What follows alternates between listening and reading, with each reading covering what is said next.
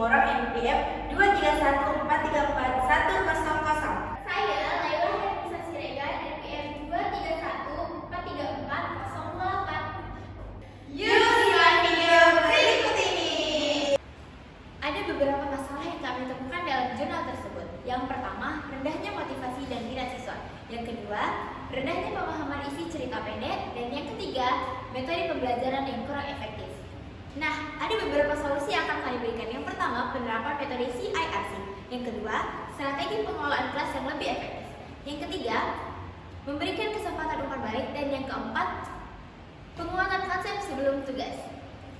Nah, dari masalah dan solusi tersebut, kami menggunakan model pembelajaran cooperative learning yang bertujuan untuk pertama, mengembangkan kemampuan sosial, kedua, membantu siswa untuk peduli, tenggang rasa, berbagi, dan bertanggung jawab, ketiga, membantu siswa untuk percaya pada kemampuan berpikir sendiri, keempat, membantu siswa untuk menentukan informasi dari berbagai sumber, kelima, membantu siswa untuk belajar dari siswa lain. Jadi, metode pembelajaran yang kami gunakan adalah CIRC atau Cooperative Integrated Reading Composition, yaitu model pembelajaran terpadu yang menggabungkan kemampuan membaca dan menulis. Hal ini melibatkan siswa secara aktif, baik secara fisik maupun mental. Ini membantu mereka untuk memahami isi bacaan.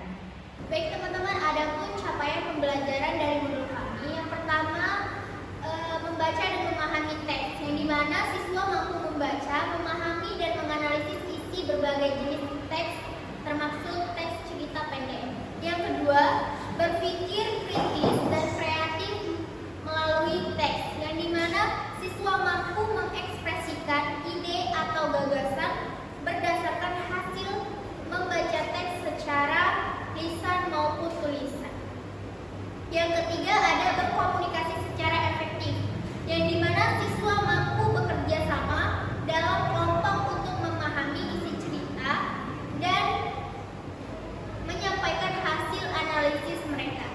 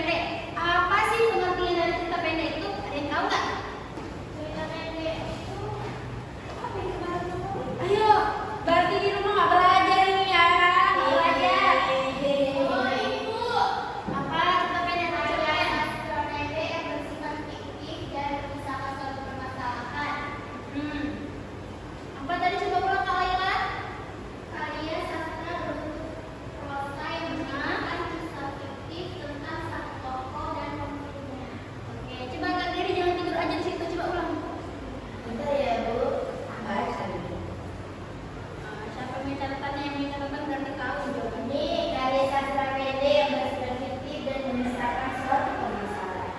Oke, berarti cerpen itu karya karya sastra. Karena kita udah belajar tentang pengertiannya, hari ini kita mau belajar tentang unsur instruksinya.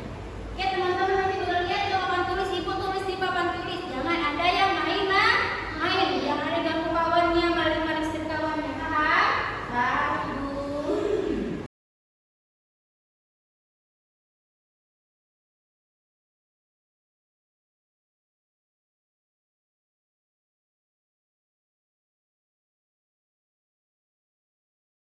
Oke, udah siap anak-anak? Sudah, Bu. Udah? Oke, jadi ada berapa sih unsur intrinsik dalam sebuah cerita atau cerita cerpen?